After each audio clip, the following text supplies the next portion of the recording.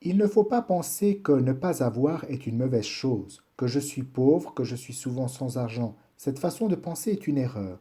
Sans argent ne signifie pas pauvre. Celui qui est sans cœur ou n'est pas sincère est, lui, réellement pauvre. Réfléchissez, lequel des objets de ce monde ne nous appartient-il pas? Les montagnes, les fleuves, la terre, le vent, la lune, tous nous appartiennent. L'univers est à nous, le néant est à nous, tous les dharmas d'Atu sont à nous. Nous ne sommes pas pauvres. Le néant est sans apparence, c'est pourquoi il peut englober les 10 000 phénomènes. En étant sans pensée et sans désir, on n'est tenu ni par les apparences, ni par les attachements. Tu es mon père, tu es ma mère, vous êtes mes enfants. Les monastiques ne s'attachent pas aux apparences. Tous les hommes peuvent être notre père, mère, frère, sœur, enfant.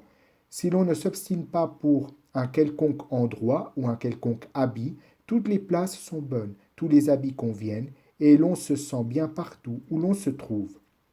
Le maître Chan Gao Feng Miao pratiquait dans une grotte sur une montagne. Pour éviter les gens qui voulaient lui rendre visite, il retirait la corde par laquelle il grimpait. Il vivait tout seul dans la grotte, sans se raser, se changer, se laver et sans parler à personne. Il y resta durant des années. Quand il eut parfait sa pratique, quelqu'un lui demanda: Dans la grotte, comment passiez-vous vos journées sans vous laver, sans vous raser, sans vous changer et sans amis? Cela n'avait aucune importance si je ne me rasais pas, car je n'avais plus de soucis. Ce n'était pas grave si je n'avais pas d'eau pour me laver, car mon cœur était pur. Sans vêtements, je me servais de la voix de Bouddha pour orner mon corps et mon cœur. Sans amis, croyez-vous que le néant, le soleil, la lune, les étoiles, les plantes et les fleurs ne furent pas mes compagnons de pratique? Je ne me sentais pas du tout en manque, je ne me sentais pas du tout solitaire. Voilà pourquoi, grâce à la compréhension de la sans-acquisition, on peut devenir le bodhisattva.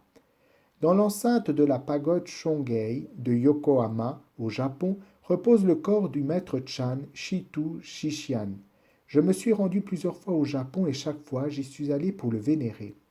Il avait 12 ans quand il rencontra le sixième patriarche Winen, qui, dès le premier regard, pressentit ses talents et le prit sous sa direction. Malheureusement, 3 ans plus tard, le sixième patriarche décéda. Comme il n'avait que 15 ans à l'époque, Shikian demanda à son maître sur son lit de mort: Maître, quand vous serez parti, où dois-je aller? Répondit le sixième patriarche. Shikian comprit, réfléchit bien. Alors tous les jours, il s'abîma dans la méditation. Un jour, un vieux bonze lui dit: Tu t'es trompé. Ton maître t'a dit parce que tu as un dharma frère qui s'appelle Xingse.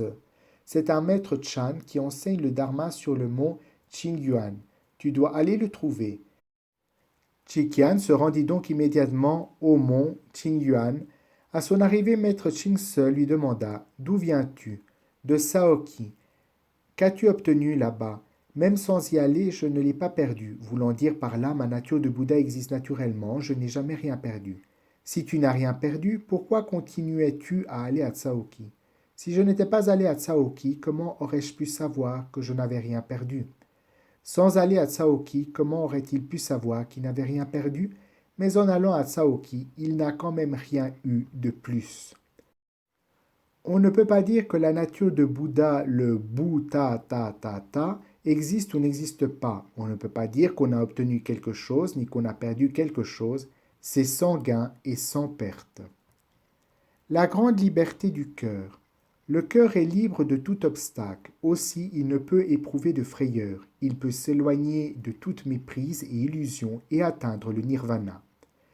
Nous allons commencer par le cœur est libre de tout obstacle. Habituellement, notre cœur est rempli d'obstacles et de fardeaux. C'est pourquoi nous endurons la souffrance.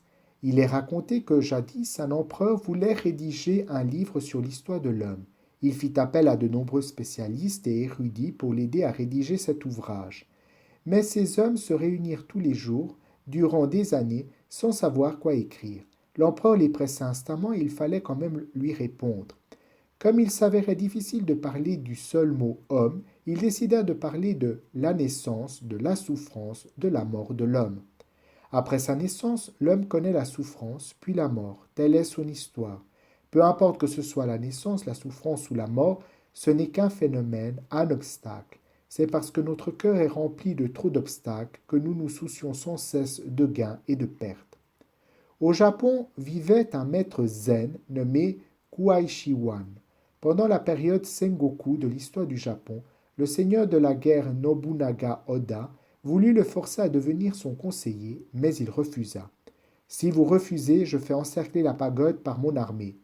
Vous pouvez encercler la pagode, je n'accepte pas votre proposition. Alors je vais l'incendier.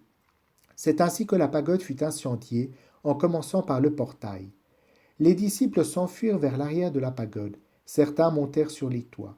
À ce moment, maître Kwai Chuan demanda à tout le monde de s'asseoir pour méditer et il leur dit que tout le monde essaye de réfléchir à la question: comment ferait-on pour captiver des gens au cœur d'un brasier? Comment peut-on y promouvoir le dharma? Aider les êtres.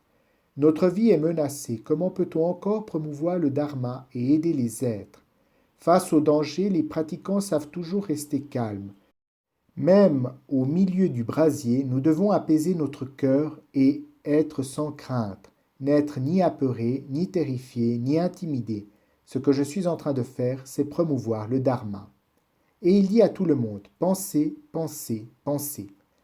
Pratiquer le Chan ne demande pas nécessairement des endroits pittoresques avec montagnes et rivières. Si le feu de ton esprit est calmé, la fraîcheur viendra d'elle-même. Il est facile de pratiquer le Chan dans un endroit pittoresque. Il n'y faut donc pas de talent spécial. Il suffit de faire disparaître les obstacles et les frayeurs de ton cœur, alors le brasier en sera rafraîchi. C'est pourquoi dans le passé, pour décrire une personne vertueuse, on disait: le visage reste inchangé face à l'effondrement du mont Taishan, les yeux ne clignent pas en apercevant un chevreuil à proximité. Mencius disait: j'excelle à cultiver la grandeur d'âme. Certains autres disent peut-être: je n'ai pas encore approfondi ma pratique. Je ne sais ce que je ferai à ce moment-là.